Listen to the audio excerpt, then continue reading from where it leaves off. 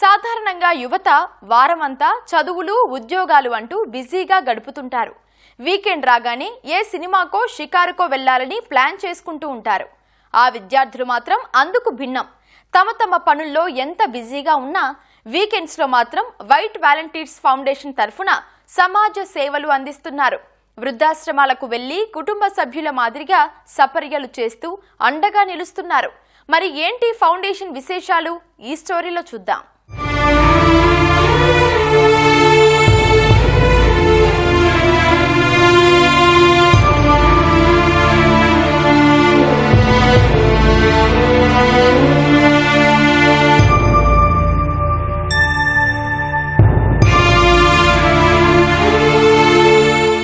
రెక్కలు ముక్కలు చేసుకొని పిల్లలను పెంచితే వయసు పైబడిన తర్వాత వారిని భారంగా భావించి వృద్ధాశ్రమాల్లో వదిలేసే రోజులివి. అలాంటి అనాథాశ్రమాలు, వృద్ధాశ్రమాలే వేదికగా ఈ యువత మానవత్వం చాటుకుంటున్నారు. వీకెండ్ రాగానే చేతిలో ఉన్న స్మార్ట్ ఫోన్లను పక్కనబెట్టి వృద్ధాశ్రమాలకు వెళ్తున్నారు. అక్కడ వారికి కావాల్సినవి ఆహారం, వస్త్రాలే కాదు, అంతకంటే ఎక్కువగా ప్రేమ, ఆత్మీయత అని తెలుసుకున్నారు.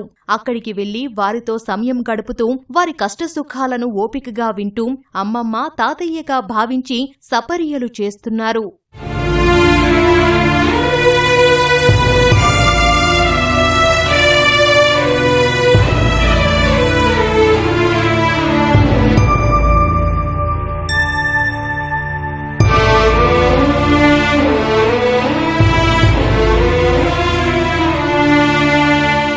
వీరంతా 2018లో ప్రారంభించిన వైట్ వాలంటీర్స్ ఫౌండేషన్ ద్వారా ఈ సేవలు కొనసాగిస్తున్నారు.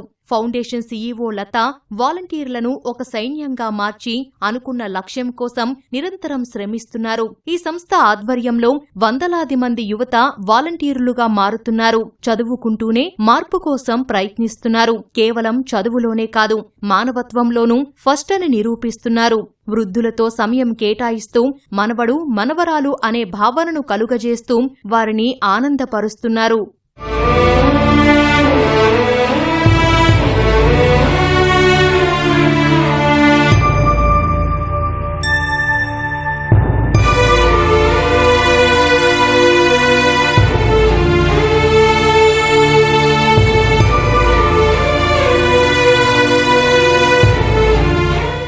జీవితంలో చివరి దశలో ఉన్న వృద్ధులకు తిండి, బట్టతో పాటు ఆత్మీయంగా పలకరించేవారు ఉండడం చాలా అవసరం. అందుకోసం ఈ విద్యార్థులు వారి విలువైన సమయం వృద్ధుల కోసం కేటాయిస్తున్నారు.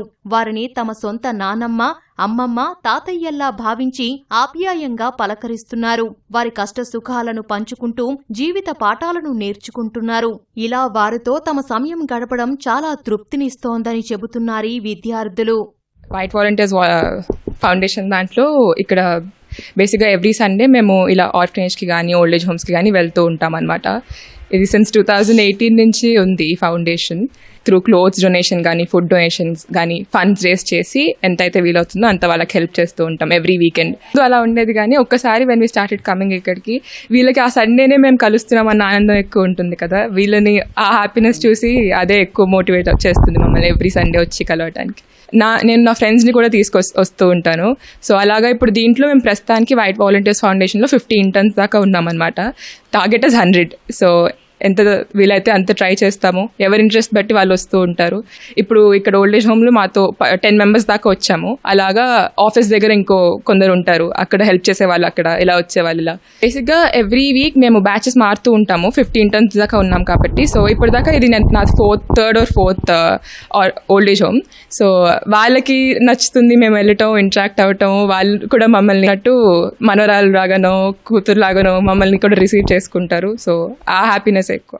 అమ్మమ్మ, తాతయ్యలు లేనివారు ఇక్కడికి రావడం ద్వారా ఆ లోటు తీరుతుందని అంటున్నారీ విద్యార్థులు. సమయం కేటాయించుకొని అందరూ వారితో గడపాలని, అంతకు మించి వారికేం అవసరం లేదని చెబుతున్నారు. మేము వైట్ వాలంటీర్స్ ఫౌండేషన్ నుంచి వచ్చాం. మా ఆర్గనైజేషన్ అనేది ఒక సర్వీస్ ఓరియంటెడ్ ఆర్గనైజేషన్. మా మెయిన్ విజన్ ఏంటంటే we have to change lives through education, health and social welfare initiatives. And నాతో పాటు ఉన్నదంతా ఇక్కడ interns. We have around 50 to 60 interns in our organization. నేను డాక్టర్ కాబట్టి నేను decide studies I want to give some medical education also. And నాకు వీళ్ళతో మాట్లాడుతున్నంతసేపు నాకేమనిపించింది అంటే వీళ్ళకి ఇప్పుడు ఇక్కడ ఉంటారు కానీ వాళ్ళకి మెంటల్ హెల్త్ అనేది చాలా ఇంపార్టెంట్.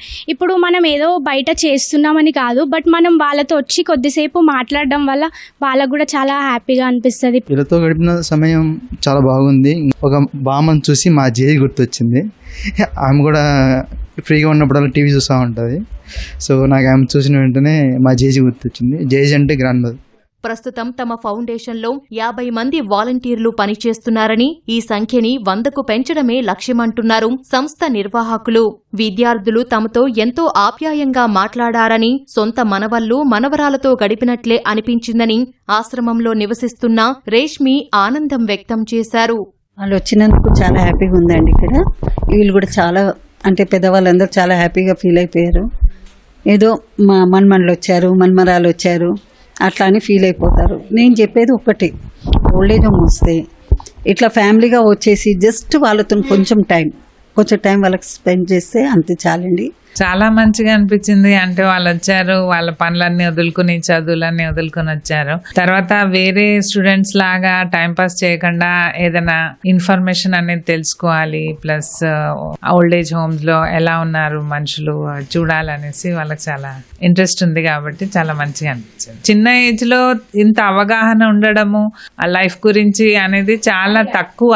కానీ వీళ్ళు ఇవాళ రేపు స్టూడెంట్స్ ఎట్లా ఉన్నారంటే మొత్తం షికార్కి వెళ్ళాలి, లేకపోతే సినిమాలకి వెళ్ళాలి, లేకపోతే ఏదైనా క్లబ్లకి అలా వెళ్తూ ఉంటారు. కానీ ఈ స్టూడెంట్స్ ఏమో ఎంత ఇంట్రెస్ట్గా ఇటు వచ్చారంటే చాలా హ్యాపీగా ఉండాల్సిన విషయమే. ఇలాగే కంటిన్యూ చేయాలి, బాగుపడాలి వాళ్ళ లైఫ్లో అనేసి కోరుకుంటున్నాను సార్. కుటుంబ సభ్యులు ఎవరూ లేక ఒంటరితనంతో బాధపడే వృద్ధులతో సమయం కేటాయించడం వల్ల వారిలో మానసిక ఉల్లాసాన్ని, ధైర్యాన్ని నింపవచ్చని చెబుతున్నారీ విద్యార్థులు.